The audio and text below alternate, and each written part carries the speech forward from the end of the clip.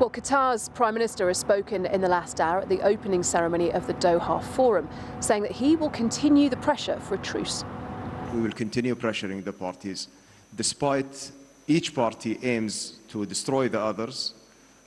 At the end, we know that the resolution will only come through the table. Right now, maybe the openings are narrower than where we were before the last pause. Yet, there are still an opening. We are still continuing our talks. We are still continuing our efforts. We are hoping to go back to the agreement that we have brokered a couple of weeks ago and continue in releasing the rest of the hostages who are still alive. But the continuation of the bombardment actually is just narrowing this window for us. It's exposing not only the lives of the Palestinians who've been lost throughout this war, but also the hostages themselves. They are at risk.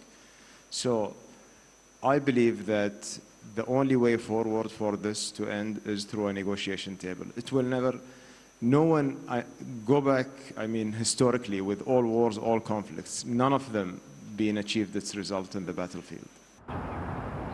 Well, let's get some immediate reaction to that with Mark Regev, who joins me now, Senior Advisor to the Israeli Prime Minister. Thank you for being with us this morning here on BBC News. What is the status, as far as Israel is concerned, of that process right now?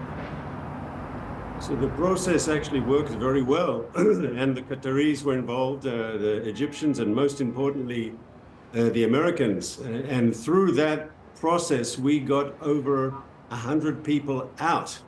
And we conditioned a ceasefire, a humanitarian pause in the entire Gaza Strip on the release of our hostages. And Hamas, that didn't want to release hostages, only did so because they were desperate for a ceasefire. So it worked then.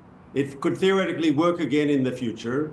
As you know, the reason it ended in the first place was because Hamas refused to release hostages that it had agreed, had committed to doing so. I wanted to ask you about those comments that the US Secretary of State, Antony Blinken, made a couple of days ago, a friend of Israel, but he talked publicly about the gap between Israel's stated aim of protecting civilians in Gaza and the results on the ground. So since he said that, what additional steps have Israel been taking to try and close that gap? So we're aware of the gap because we don't want to see a single Gazan civilian caught up in the crossfire between the Israeli Defense Forces and Hamas.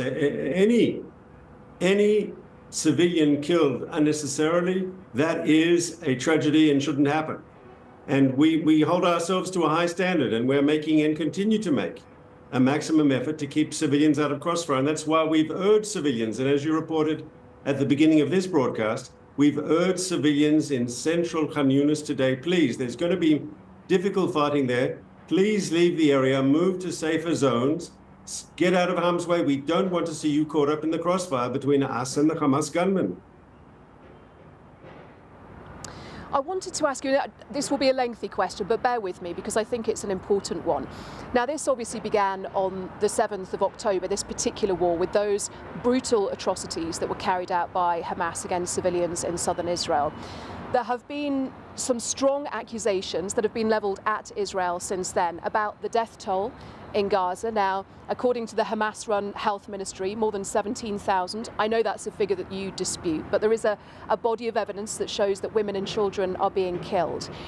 We've seen the displacement of civilians inside Gaza as well. We know they've been moved to the south of the Strip. So these accusations that I'm talking about, levelled against Israel, accusations of genocide, of ethnic cleansing, of war crimes, I wanted to give you the opportunity, Mr. Regev, to respond to that. What do you say in the face of that body of evidence and those claims that are being made against Israel? I think the body of evidence will support that Israel has made a maximum effort to try to safeguard civilian life. And as we pursue Hamas, which is, as you said, a brutal and horrific enemy capable of the most atrocious violence. As we pursue that enemy, we are making a maximum effort to safeguard civilian life. And I'm sure when this conflict is over and the dust has settled and the numbers are actually known, you will see that the effort that the IDF has made to safeguard civilian life will be apparent to all when you compare the numbers of civilians killed with those in comparable operations, let's say in the operation against ISIS in Syria and in Iraq, in places like Mosul, in places like Fallujah, where there was a comparable situation where you had a terrorist group in an urban area with civilians and forces had to come in to defeat the terrorist group. We know what the civilian to combat death ratio was there. I believe we will be far superior at the end of this conflict in Gaza when the final and accurate numbers come out. But how much longer will this conflict go on for? Because no military anywhere in the world enters a conflict with an open-ended timescale. And in fact, the IDF's chief of staff was speaking at a Hanukkah candle lighting last night, and he said there were signs of the Hamas system disintegrating inside Gaza. So let's put a timescale on it, because civilians are dying. How much longer will this go on for? Well, this could end tomorrow if we saw more and more Hamas people surrender and giving up their arms. This could end tomorrow if Hamas released all the hostages and unconditionally surrendered. This is a war that Israel didn't start. This is a war that Israel didn't want, but this is a war that Israel has to now win, and we will win it decisively. If Hamas wants to speed up the end of this, they can do so. We've already seen, and you've seen the pictures of them beginning to surrender. If they speed up that process, this can be over quicker. Unfortunately, the Hamas leadership seems to be totally unconcerned about the civilians of Gaza, that they have brought this suffering upon them. And I'm convinced, Anna, that when this is over, you will see an outpouring of pent-up anger by Gazans against Hamas that have brought this disaster upon them. I wanted to ask you as well about the humanitarian situation in Gaza, because the head of the UN, Antonio Guterres, has said that the whole humanitarian aid system could break down in the Strip. Now, Israel plays a key part in allowing humanitarian aid inside Gaza. So again, what are your plans to try and increase that so civilians do not continue to suffer while this military operation goes on?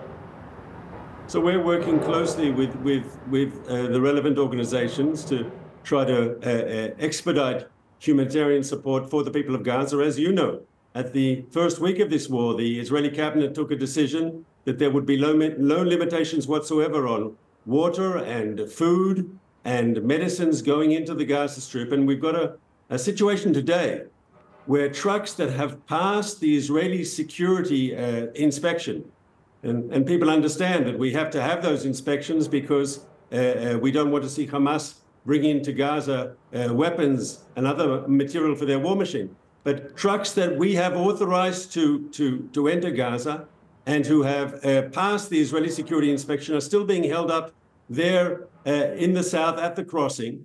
And one can only speculate as to why. Is it possible that Hamas understands that the only way for them to survive is to have international pressure on Israel, and the way to get that is to augment a humanitarian crisis? One has to be very, very skeptical here. Why are trucks that Israel has already inspected, why are they still being held up?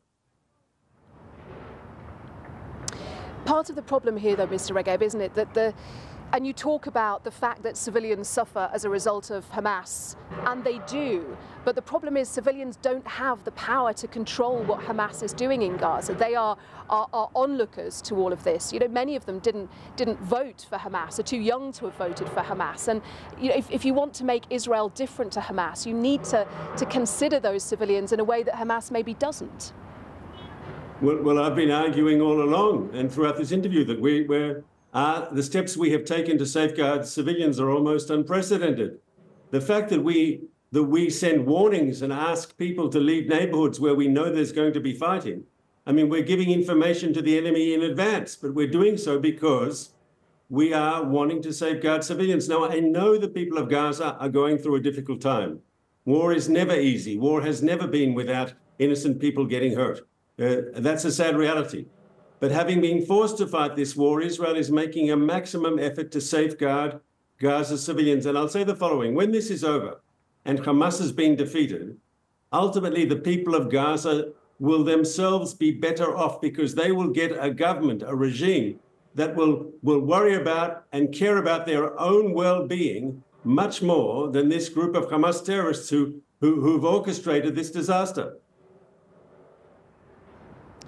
Mark Regev, thank you for joining us, Senior Advisor to the Israeli Prime Minister Benjamin Netanyahu. Let's head to Switzerland now, because the world